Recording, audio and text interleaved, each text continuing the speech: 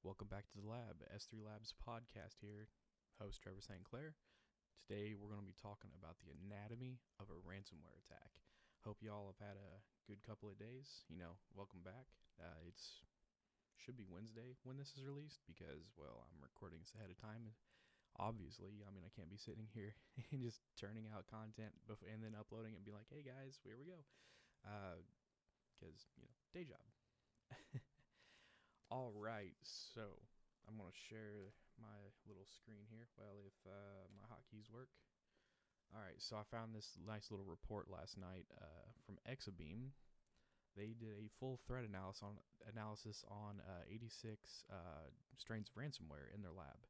And this is kind of what they found out. And this is a full detail about how an actual ransomware campaign is ran from the hacker perspective, from the black hat perspective. So let's go through it and see what happens.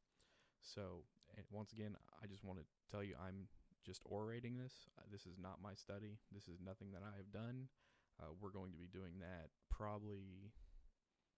I'll be doing that video Saturday. Today is Monday as I record this, so this is going to come out in the future from our standpoint.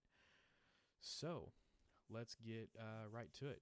They detonated 86 strands of ransomware in their lab. They were able to narrow down the phases of ransomware activity to 6 stages. 6 stages. Okay? And assemble the ransomware kill chain. These 6 stages were ubiquitous across all strains that they tested and consistent in the face of presumptions or improvements to any specific strain. So it doesn't matter whether it's CryptoLocker or insert name here because it's blanking on me because I am terrible at this. And yeah. All right, so the 6 steps right here, right here in the center of the screen. It goes campaign, infection, staging, scan, encrypt, and payday. Obviously, the ransomware attack is not viable. It's not sustainable from the black hat perspective if there's not a payday.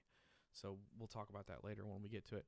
So the distribution campaign, that's the attackers use techniques like social engineering, weaponized websites, to get users to download a dropper, which kicks off the infection. So they want them to download a Trojan, or they want some type of program or whatever that specific group is using to infiltrate into the network. So that's how they're getting the payload into the network, into the computers. And of course, the infection, staging, scan, and encrypt. It's a cyclic thing. So some of them are worms, like WannaCry. WannaCry is a worm, so they'll get into the network through whatever user.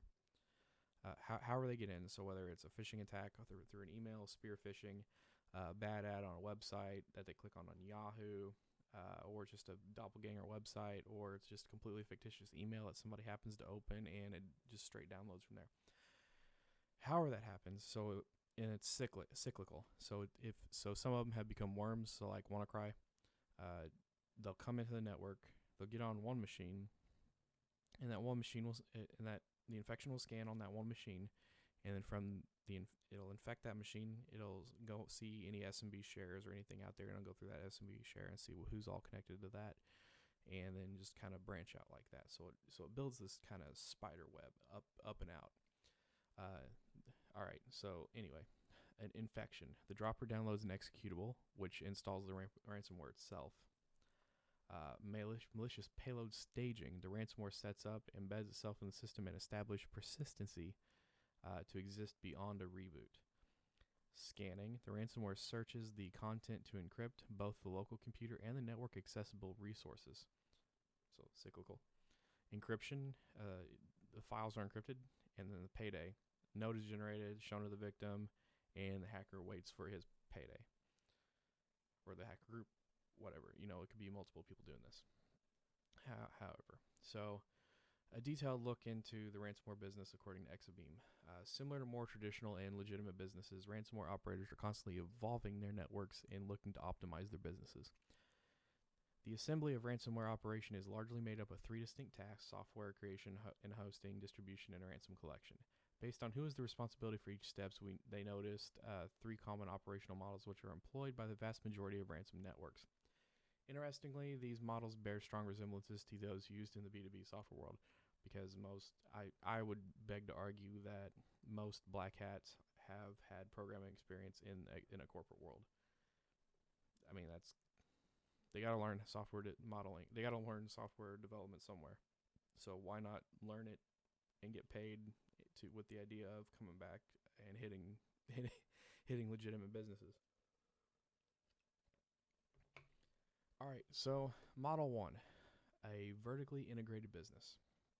Vertical integration, or the control of a supply chain from end to end by a single company, is nothing new in technology, with companies like Apple proving how profitable it can be down from owning operations in its entirety. We're going to see Amazon doing that here shortly. And that's kind of impressive, the way Amazon doing it. But it's no surprise that ransom networks have selected this business model. And here's a picture of the business model right here. So they own everything from software development, distribution, and payday. So the only thing they can't control is the victims. Go figure. Let's hopefully that we can keep it to where they never control victims. I would also say this is why you don't pay ransoms, because that's how they make their money. If you can't make money, it's not worth doing. So don't pay your ransoms and actually rely on your disaster recovery plans, which we'll talk about later. Rely on your disaster recovery plans to keep bad things from happening to you and data loss. So I'm sure I'm going to say that after every one, and it needs to be said because there are still people out there without a DRP. It's 2020. Come on. We should be every company needs a disaster recovery plan.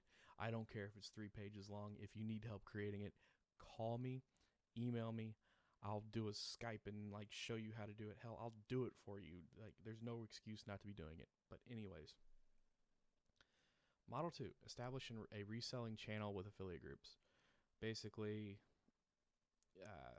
they come up with they develop the program and they sell it to other people, or they work on a cut.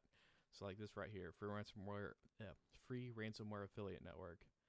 I created a ransom virus website, blah blah blah blah blah. Ransomware will similarly lock a computer, configured to 2 timeouts, and I'm sure they have a way to get paid. With an affiliate relationship in place, the software is developed and hosted by the hacking group, and the ransom is collected by the hacking group. But distribution is completely handled by a distribution group. So that's completely, there's 2 groups there. So it's an affiliate group. They get 25% of the cut for not having to do the work, or for not having to distribute it. Because let's be honest, distributing ransomware has got to be incredibly time consuming and incredibly difficult. So Model 3 is MSP, Managed Service Provider. A third and final model they observed is analogous with an MSP model of enterprise software world. Service providers purchase products from vendors and then turn them into services that they sell to their customer base. In the model, a distribution group purchases ransomware directly from the hacking group for a license fee that can range between $1,000 and $100,000. Once a distribution group has purchased the required equipment, it is responsible for all aspects of the ransomware operation, including hosting, distribution, and ransom collection. By leveraging this model, they can earn 100% of the ransom they collect.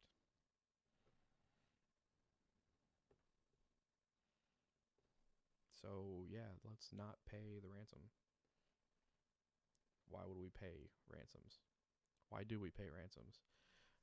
Because either management, we pay our ransoms because either management has tied our hands, or we didn't set our backups up properly. If you didn't set your backups properly, you failed. Why are you in IT? We shouldn't even be talking this. It's 2020.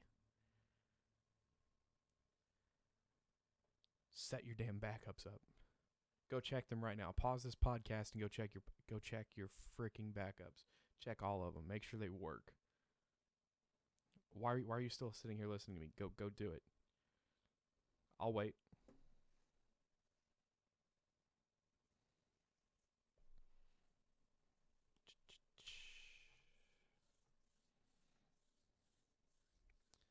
You're checking your backups, right?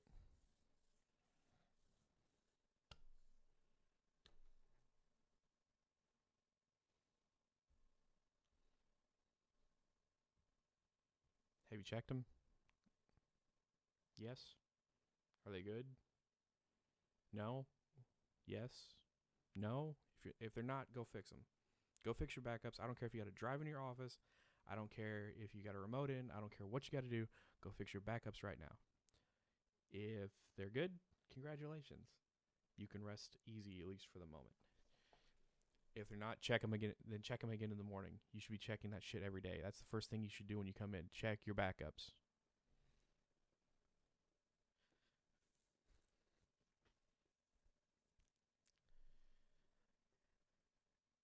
Anyway, check your backups. Make sure they're working. It should not be an excuse. You should not have to pay ransomware. Your backup should cover everything. But shadow copies is a version of backup. No, that is volume control. That is not a backup. Shadow copies is not a backup. It's volume control. Jesus Christ, guys. I'm going to punch y'all in your face. Like, that's not the way you do it. Well, God, I got to do I got to do like a series on how to do a freaking podcast, what to do and what not to do. We're going to do that next week, I guess. Next week is going to be all about disaster recovery and backups, and yeah, because this should not. All right. Business of ransomware, pricing and payday, according to XBeam. A recent trend in ransomware landscape is that they observed during the course of research was a rise in the price of ransoms. So a few months ago, the average ransom was around half to 1.25 Bitcoin, which is equivalent of $300 to $800 at when this was published. Of course, this came out in 2016. So, and it looks like it was edited in July of 2017. However, with ransomware success, the prices of ransoms seems to be climbing. For example, we noticed the ransom demanded by Cerber, whatever, popular ransomware climbed from the average of 1.2 Bitcoin to 2 Bitcoin, and then Lockheed went from half a Bitcoin to 5 Bitcoin during the same time frame. We all know how much Bitcoin is right now. Let's just look it up. USD to BTC. Let's do 1 Bitcoin. That's $7,000. So if you're paying $14,000 to decrypt your stuff, you kind of deserve to at this point. All right, during the same time frame, it's important to point out that ransom amounts fluctuate from campaign to campaign and from strain to strain. The imperatives for price increase may also have its roots in another fundamental change in the ransomware landscape, which is a shift in targets.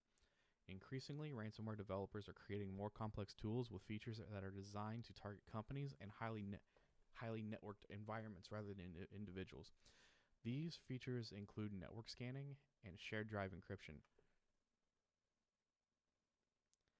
Yeah, shared drive encryption, and I'm sure database encryption and all that other good stuff. Hey, did you know that Exchange operates with a database at its core?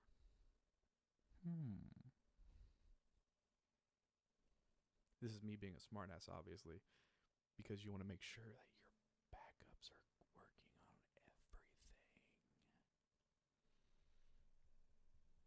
Pause right now and go check again. All right. More complex tools, highly networked environments. These features include network scanning, blah, blah, blah, blah, blah.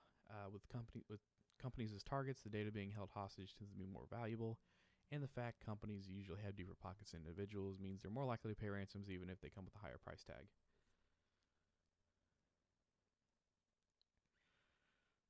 Oh, that hurts so much to read because people are doing it. Because it kills me that the lack of oversight by both business executives, I don't care, business owners, executives, entrepreneurs, and IT administrators, that you're just overlooking everything and you're not putting this stuff in.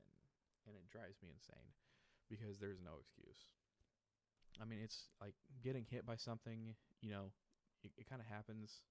You're going to be hit by an attack, but you should have the necessary solutions in play, and it should be set up and configured the correct way to where if in case you do get hit, like if you get hit with a ransomware attack, you should be able to recover. Like They come in and you go like, all right, well, I'll give you $20 if you give me the key. And they go, no, we want a full $10,000 ransom. And you go, okay, middle finger. I'll just recover from backups. No problem. And then boom, bing, bang, boom, done. All right. Another important aspect of ransomware pricing is the timeliness and payment. A common feature of many ransomware strains is that the ability to become more aggressive if payment terms are not met within the predetermined payment period. For many specimens, this results in larger multiplier being applied to the ransom. We have seen anything from 2 to 10 times multiple being added to a ransom demands for tardiness. So if you're late, they pay more. So maybe you should check your backups. Yeah, like your backups should not be touching network drives anyway. And that server, technically, I wouldn't even put that server on the domain. Well, I'd put it on the domain, but it would be really restricted about what it can reach or what can reach it. Yeah, I don't know. We'll cover that later. We'll talk about that later because that's another interesting topic is how to actual proper network defense. All right, after a careful analysis of all 86 specimens, we found a surprising amount of commonality in their behavior. Ultimately, because these strains share a common goal of demanding a ransom, the activities they must perform to reach the goal are the same. We assembled the following ransomware kill chain from the 6 stages shared by all the ransomware, which we've already covered that. So they're just going to go a little deeper here. Distribution campaign. The first stage in the kill chain is distribution of the installation software to potential victims. During the distribution campaign, users are tricked or forced into downloading and activating a malicious dropper or payload via an email, a water holing attack, or an exploit kit, or a drive-by download. Trojan. The dropper is responsible for kicking off the infection. So, phishing email, downloads Trojan. Trojan downloads a dropper. Dropper installs the malware. The malware then infects everything and does what it does. Which, we all know what it does. It means that it encrypts everything and you need to go check your backups. Have I made this clear? You need backups, go check your backups. Why aren't you checking your backups? I hope they should be working. There shouldn't be any answers. You should check them when you come in. You should check them when you leave. You should check them weekly. Make sure, tests, restores, whatever. Anyways, infection. Once on the victim's machine, the dropper phones home to download an exe or a camouflaged executable by connecting it to a predefined list of IP addresses that host the C2 server, or by using a DGA to connect to a pseudo-random of domains that they've picked out. From this point, the dropper usually copies the malicious executable to a local directory such as a temp folder or an app, just a temp folder. Or your app data temp folder. Finally, the dropper script is terminated, removed, and the malicious payload is executed.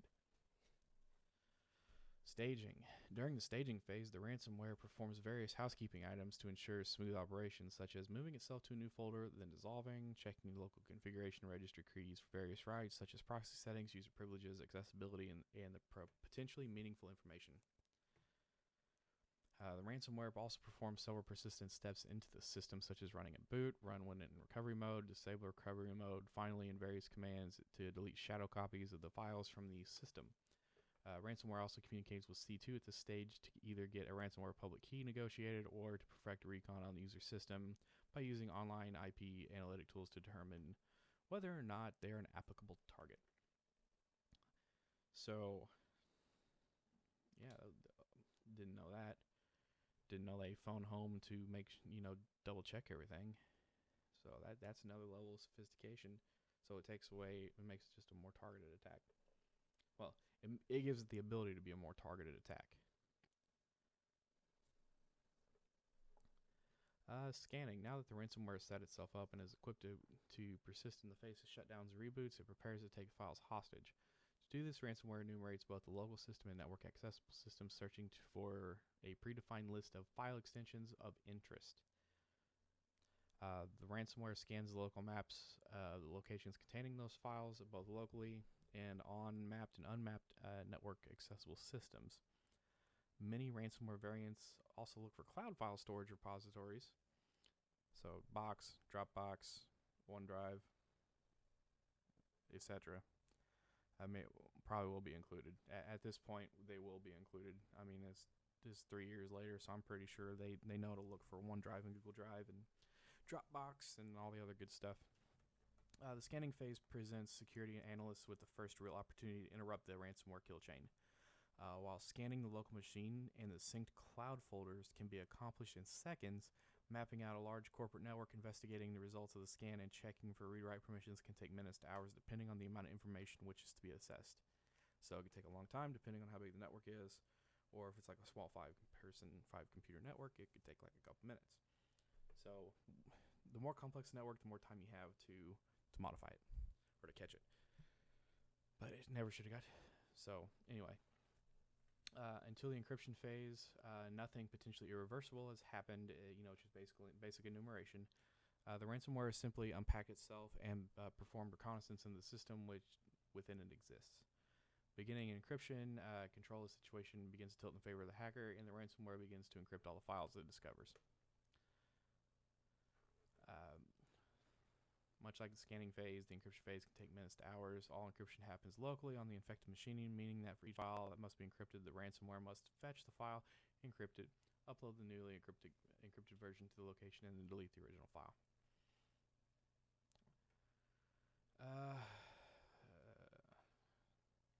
For each location where files have been found and encrypted, copies of an auto-generated ransom note are created in multiple formats, with the ransom and an interesting correlation between company size and ability to respond. Larger an organization, the more likely security analysts or DFIR teams are able to stop the infection before the process completes. This is due to the amount of scanning and encryption which must take place before the ransom can be demanded. So it goes local file, network file. This just takes a little bit. Network file encryption takes a little bit longer. Cloud storage changes depending on however this is synced. So if it's just a local repository that's separate, then that the local repository will be synced to the cloud and it'll be encrypted because those file extensions have been updated. Or if it's completely separate, it'll have to download each file, encrypt it, and upload it. So, yeah. Just be aware of that. At this point, you're kind of screwed. Unfortunately, payday. So the last step in the whole process. Once encryption is complete, the ransomware explicitly displays a ransom note to the victim. A common way to do this is to change the desktop wallpaper background to a ransom note that includes payment instructions. With its mission complete, the last task of the ransomware is to usually terminate and delete itself. At this point, hackers simply wait to be paid in Bitcoin, and victims, on the other hand, must decide whether to pay the ransom or part with the files. As noted during the payment section of this paper, types of ransomware are pre-configured to have timeout thresholds where the ransom price increases and where the software begins to delete encrypted files. After a ransom has been paid, victims are typically provided with a link they can use to download a key or an encryption program, or a decryption program. So that's what it's like to be, or those are the steps that a ransomware attack takes. I'm going to be talking about how to deal with it and the rest of this stuff tomorrow or later, at a later date and time. So we'll go ahead and go back to full camera here.